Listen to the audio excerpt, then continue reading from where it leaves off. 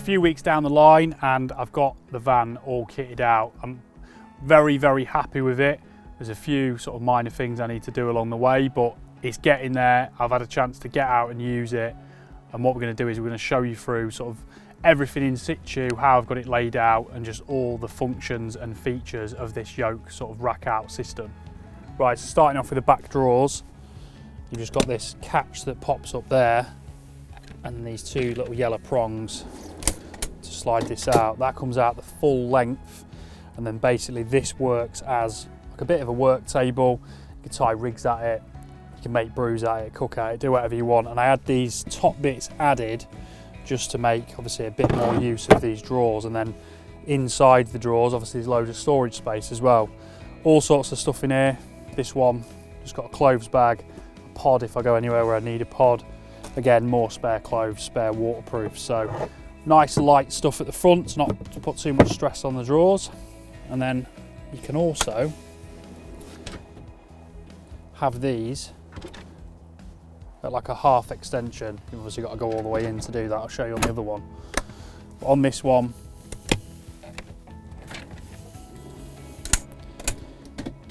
same again. So obviously you can have that big work table. In here I've just got a spare power bank, little Ridge Monkey bait boat, some sticky baits, spare gas cans, and then in the back I've got some spare water. So it just keeps everything really nice, neat and tidy under there and out the way. They do come with locks on as well, so you can obviously lock everything off if you've got any valuables in there. But to be honest, I've not really got anything that's worth stealing in them drawers. I'm not a tradesman, so it's not like the tools or anything going in there. That is a nice little option to have should you need it. So obviously the drawer system is sort of encapsulated by this false floor. What it allows you to do is have storage underneath, and essentially it's two-tier storage. So rather than having stuff stacked on top of one another, you could have stuff stacked in the back here and still sort of get access to the underneath. So you're just utilising the space in your van a little bit easier, or a little bit better, should I say. It's really adaptable Yoke as well. You could have one big sliding drawer, you could have one drawer and then just avoid the other side. You could, well, them guys will really do anything that you want within reason. The same with this side bit here, sort of the racking system. You can have them on both sides. You can have them as big or as small within reason, again, as you wish, or you don't have to have one at all. You could, if you wanted it as more of a camper setup, you could do away with that and just have this big sort of workspace there. So whilst you sat on your bed, you can cook, do bits and bobs. I wanted it like that just so I can keep spares in there. As you can see at the minute, it's an absolute state because I've sort of just emptied bags and stuff out into there just to tidy it off my bed. But at some point I will go through this and make it all neat and tidy. I've just not really got my head around what's going to go in there, because I don't want to get to the point where I'm just putting stuff in there for the sake of it. My idea is sort of spare hook baits, leads. I've got like a little sort of compartment just for sugar and tea bags, just for when I am sleeping in the van. I don't have to have my bags out all the time. It's just in there ready to access. Up on top there's a little bit of storage room as well, but the only thing with that is you've just got to be mindful that you're not putting anything rattly, because when you're driving around it can be a bit of a nightmare. The quarter compacts fit in these slots really well, so I will be utilising them because I've got quite a few of them at home. And the one thing I didn't mention about the drawers is there is compartments inside that you can move, so you can obviously have a small compartment or a really large one. It's really down to you what you want, and this is the same as well. These little panels drop in, you'll be able to see the grooves there, so you can make them really small compartments, or I could take all of those out and just have one big open void. So back to the adaptability side of things, there's really a lot you can do with each individual component on the Yoke build. Right, so the next thing to take you through is these rod hooks from Yoke. They're fitted in a little bit of a weird way on my van. Generally, this one would be sort of up here towards the bulkhead.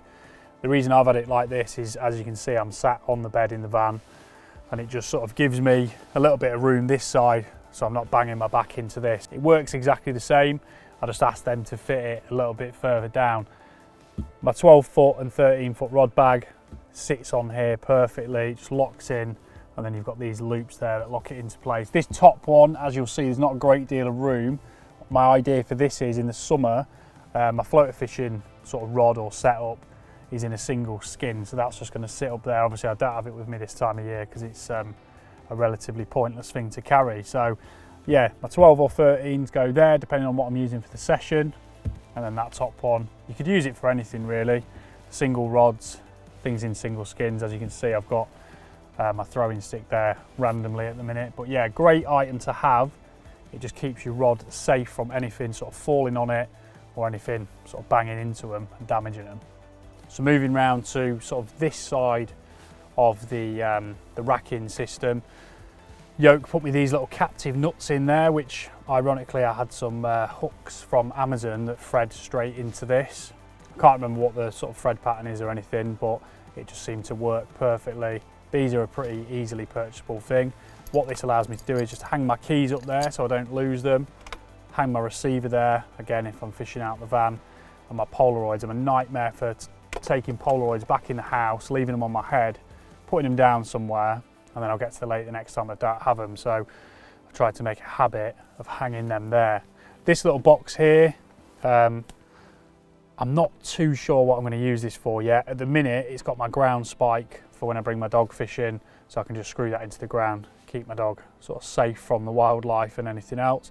That's all I'm using it for at the moment. That may change, but yeah, a nice little just addition to have on there for a bit of sort of extra storage as well.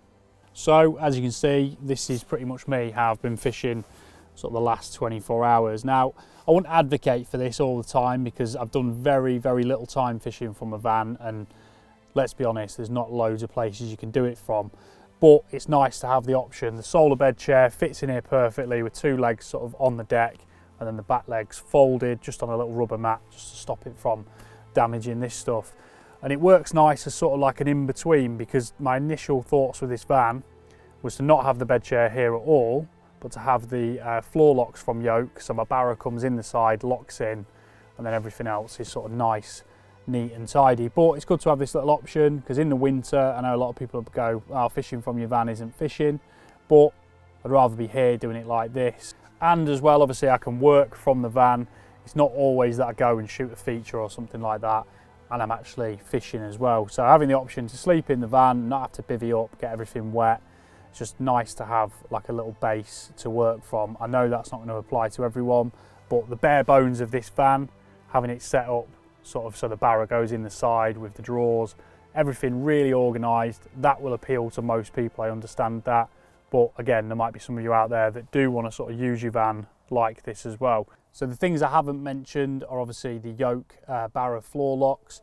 Now Yoke do these nice little things. Essentially they screw to your floor and the feet of your Barrow just locks underneath there. That bit drops in and it holds your Barrow in place, stops it from sort of moving in any direction basically.